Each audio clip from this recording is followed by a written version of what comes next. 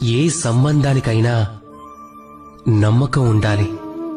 ఇప్పుడు ఏర్పడే ప్రశ్న ఏమిటి అంటే నమ్మకం ఎవరి మీద ఉండాలని.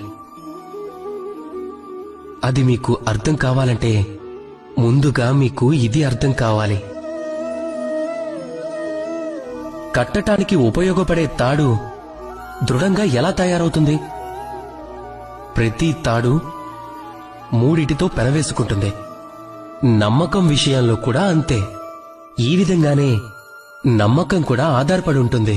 మీరు ఎవరితో నమ్మకం అనే బంధాన్ని జోడిస్తారో వాళ్లకి మీ జీవితంలో 3 విషయాలు తెలిసుండాలి, అర్థం చేసుకోగలగాలి. మొదటిది, మీ నవ్వు వెనుక దాగి ఉన్న మీ బాధ. రెండవది, మీ కోపం వెనుక ఉన్న మీ ప్రేమ. ఇక మూడవది, మీ మౌనం వెనుక దాగి ఉన్న మీ మాటల అగ్నిపర్వతం, మీ నిస్సహాయత. ఎవరికైతే మీ జీవితంలోని ఈ 3 మాటలు, ఈ 3 విషయాలు తెలుస్తాయో మీరు అలాంటి వాళ్లతో బంధాన్ని ఏర్పరచుకున్నట్టయితే మీ జీవితం చాలా అంటే చాలా ఆనందంగా ఉంటుంది. రాధాకృష్ణ.